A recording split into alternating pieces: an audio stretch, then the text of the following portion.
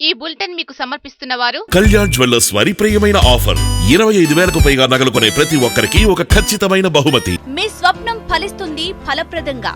39 సంతాన సాఫల్యత కేంద్రం.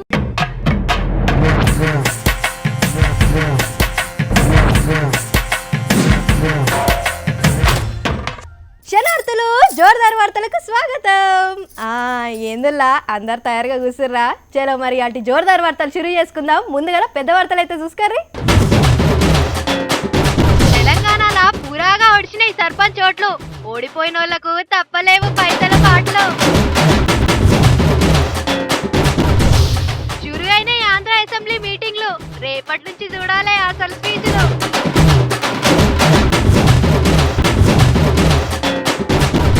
ముందస్తు సర్వేలకు లగడపాటి సెలవు, అస్సలు తీయొద్దట సారు పరువు.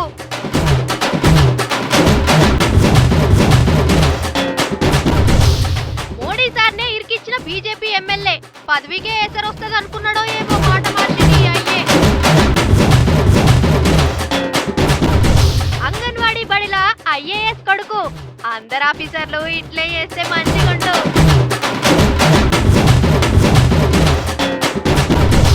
సంతృప్తిగా బువ్వ తింటున్న రాములు. ఎన్నడు చూడు పలక ఫోన్లు వస్తా మీకు నచ్చిన టమాటో తెచ్చుకొని తినా. ముచ్చటగా మూడోసారి సర్పంచ్ ఎలక్షన్లు సాగిపోతున్నాయి వల్ల చాలా మంది ఏకగ్రీవంగా ఎన్నికలు పెట్టకుండానే సర్పంచ్ అయినరన్న ముచ్చట మన అందరికీ తెలిసిందే కదా. ఇవాళ పోటీలో ఉన్నోళ్లకు పబ్లిక్ లోట్లు వేసి గెలిపించిర్రు. మరి ఆ ముచ్చట్లేంటియో చూడాలి కదా. పాన్రి సర్పంచ్ ఎన్నికలల్లా కాడికి పోయి ఓడిపోయిన వాళ్ళకు ఓదార్చి గెలిచిన వాళ్ళకు మంచిగా పని చేయండి అని చెప్పుకొద్దాం. ఇంటింటికి తిరిగి ఓటర్లను బతిల్లాడి బామాలి ఓట్లు అడుగుడుతోని సర్పంచ్ అభ్యర్థుల కష్టాలు ఇయాల్టితోనైపోయినాయి.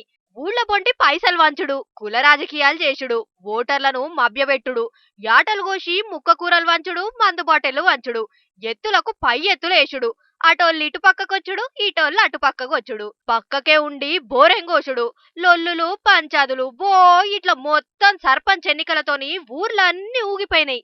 ఇక గెలిచినోళ్ళు సంబరాలు చేసుకుంటే ఓడిపోయిన వాళ్ళు ఏడుసుడు, ఇంటింటికి తిరుక్కుంటా పంచిన పైసలు వసూలు చేసుకునే తనకి తిప్పలు పడుడు మొత్తానికి ఒడిచినాయి. ఇక ఇయ్యాల జరిగిన ఎన్నికలల్లా ఇప్పటికే 2 దఫాల సర్పంచ్ ఎన్నికలల్లా దుమ్ము దులిపిన గులాబీ పార్టీ మూడోసారి కూడా టాప్ గేరేసుకుని రువ్వడి మీద ఎక్కువ సర్పంచ్లను గెలిచింది.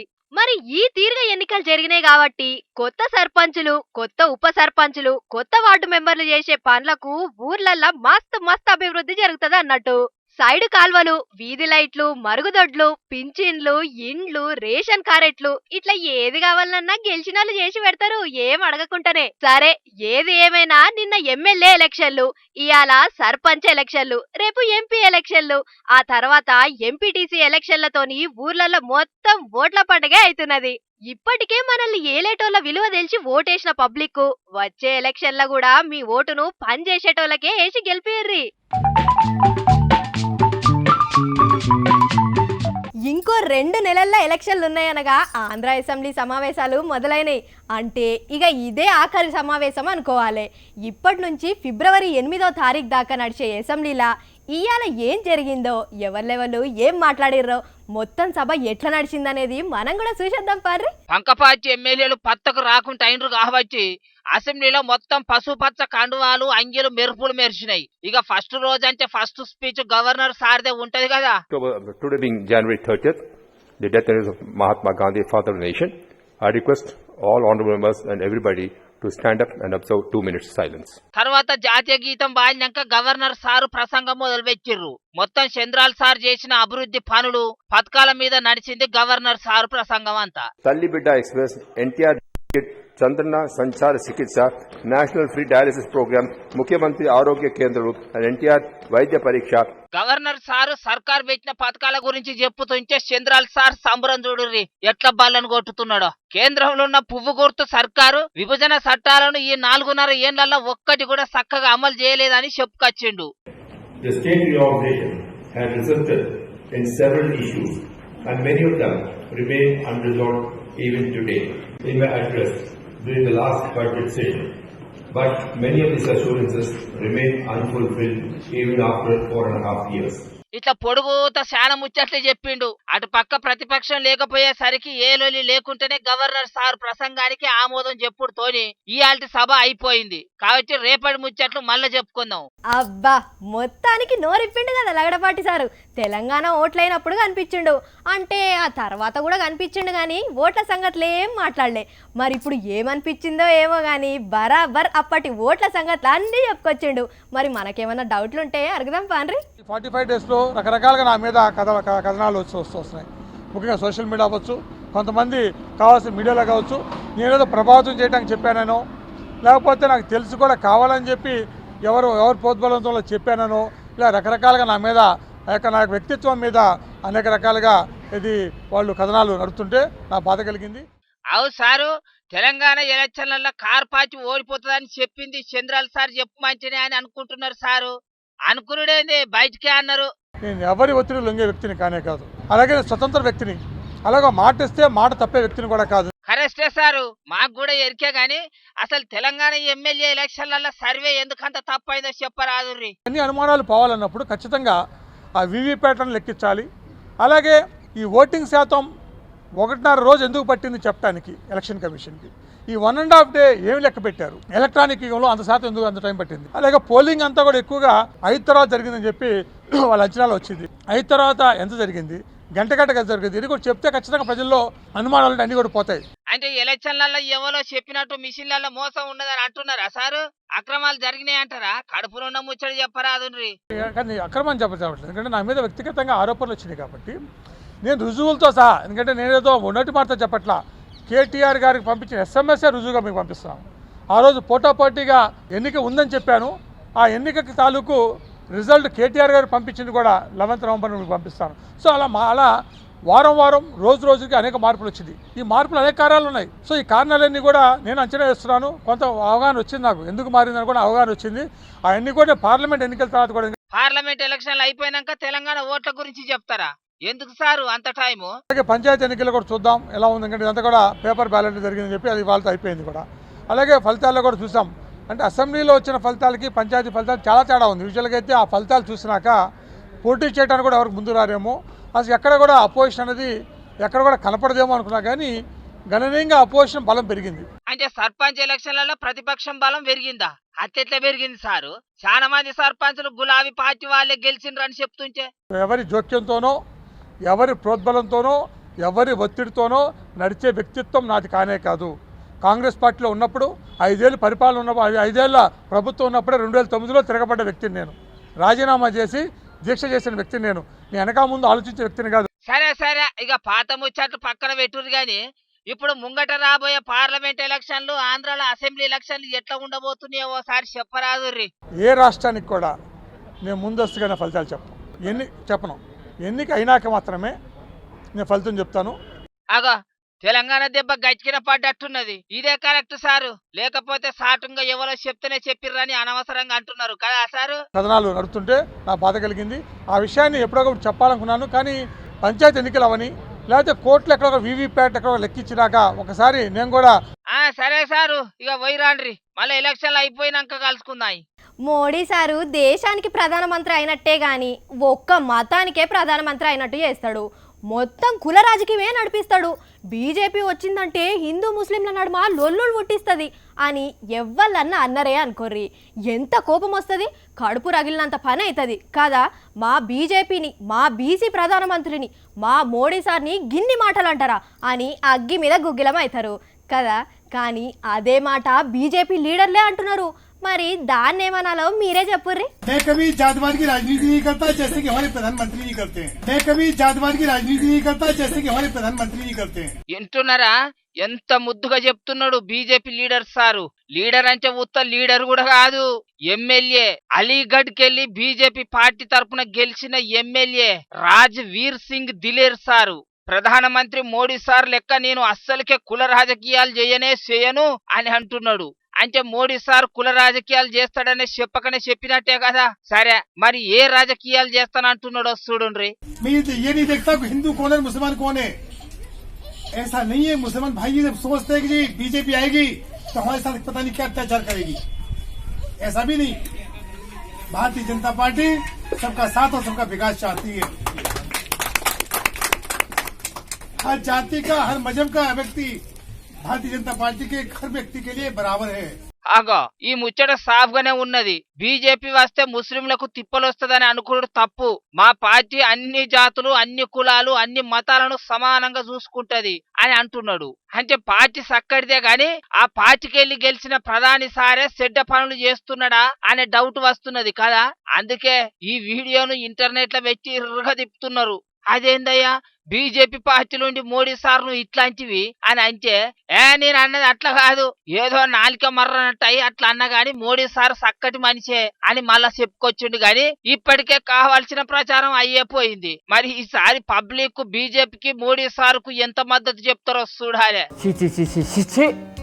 వీళ్ళ మాటలు నమ్మి నేను పట్నానికి ఖర్చులే నా బుజ్జకపోయిందిరా నాయనా.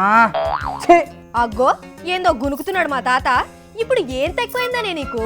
ఏమైనా తినబుద్ధి అయినప్పుడు చెప్పిర్రే బిడ్డ అంటే ఆ పలక ఫోన్ వస్తా వాళ్ళకి నచ్చిందే తెచ్చుకోవడం, బూసి బుక్కలు పెట్టుడు. ఇక ఎన్నడు నేను ఆయమన్న తిండి తినేది. తాత ఏం చేస్తున్నావే? ఓ తాత గిట్టు చూడరాదు. ఎవరు వీళ్ళు? ఈ సబ్బులు సరుపులు అమ్మేటోళ్ళు ఎప్పుడు చూడు తినేయాలకే వస్తారు. అది పాప మా ఇంత మస్తుగున్నాయి సరుపులు సబ్బులు.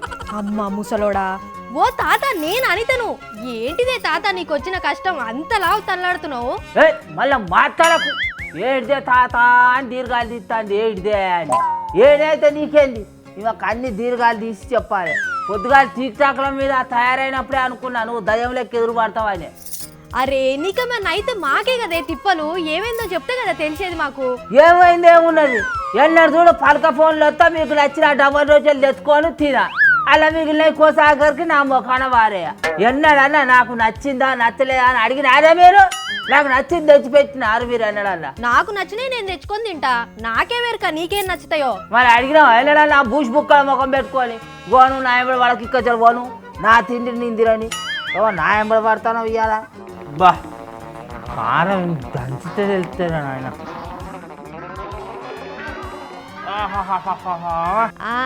చూస్తూనే ఉన్నా గానీ ఇవాళ ఈ తిండి ముందటేసుకునే ఉంటావా తాత? వార్త ఏం తెచ్చేది లేదా? ఓ నీ వార్తలకు వాతను రాను. నా తిండి వెళ్ళే నీరుంటే నీళ్ళు వెళ్ళేది ఇక్కడ సరిపోనాను. ఏ ముసలోడా తిక్క తిక్కగున్నదా? ముచ్చటేందో చెప్పుమంటుంటే నువ్వు సుజాతమ్మని బెదిరించినట్టు నన్ను బెదిరిస్తే కుదరదు చెప్తున్నా. అబ్బర కొండ ఇక వచ్చింది మైసూర్ మహారాణి. రేపో నీతోటేం కాదు, నీ వదినతోటేం కాదు. పోయి ఆఖరికి రా పోయి ఊర్చుకుంటుంది ఇందులో. తింటా గాని అంతగానో నువ్వు తినే తిండి ఏంటిదయ్యా? బంగారమా? బంగారమా ఎంజా వజ్రమాసం తిండి తింటాను. ఇగో కారపొడి నీ పెరుగు చూడు.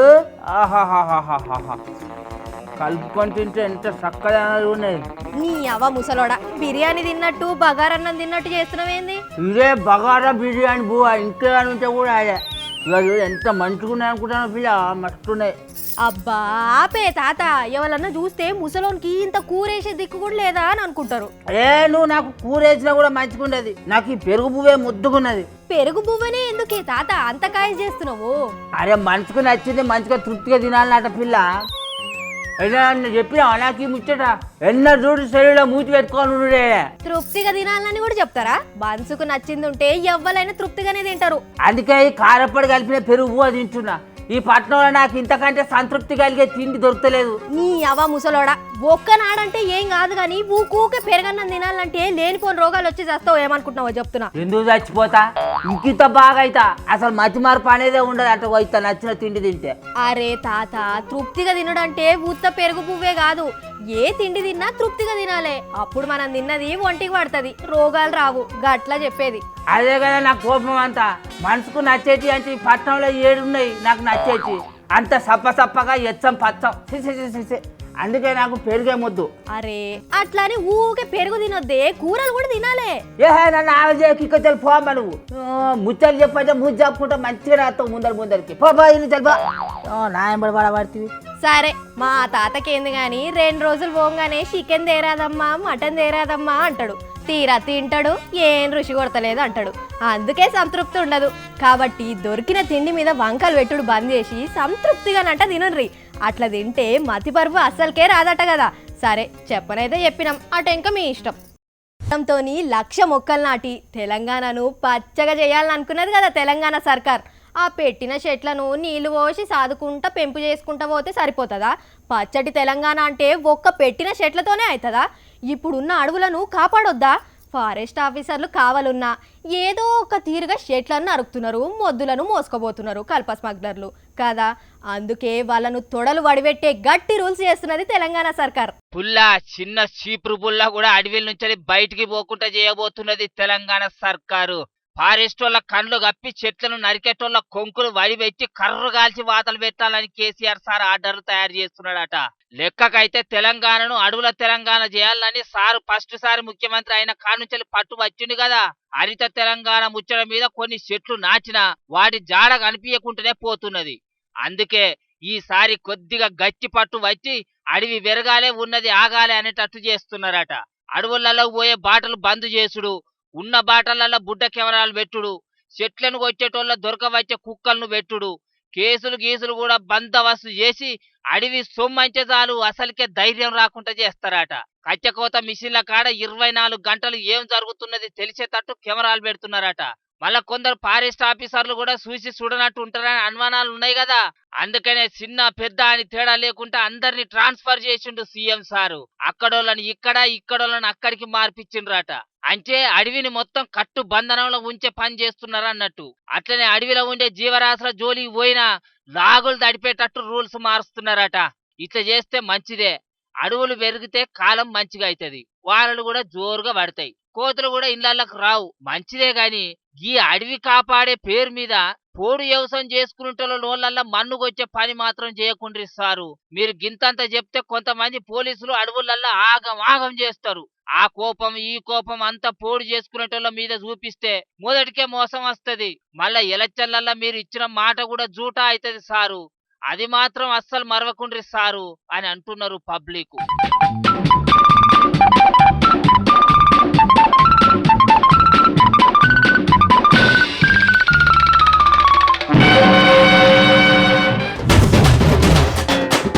తెలంగాణలో పురాగా ఒడిచినాయి సర్పంచ్ ఓట్లు.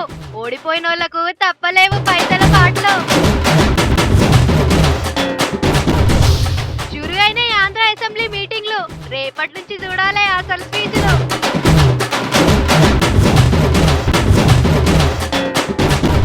ముందస్తు సర్వేలకు లగడపాటి సెలవు, అస్సలు తీయొద్దట సారు పరువు.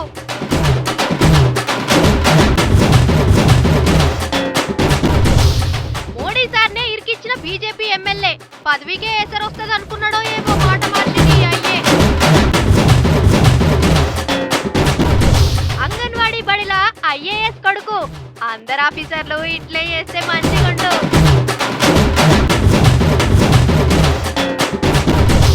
సంతృప్తిగా బువ్వ తింటున్న రాములు. ఎన్నడు చూడు పలక ఫోన్లు వస్తా మీకు నచ్చిన డబ్బులు తెచ్చుకొని తినా. ఇవ్వుల్లా ఇయాల్టి జోర్దార్ వార్తలు మంచిగా ఉన్నాయి కదా. మళ్ళా జోర్దార్ వార్తలల్లా మళ్ళా కలుసుకుందాం. అంతవరకు చూసుకుంటూనే ఉండండి హెచ్ఎం టీవీ.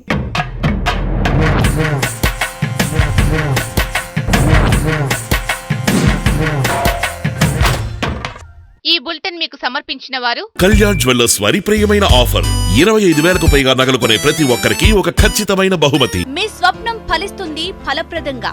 39 సంతాన సాఫల్యత కేంద్రం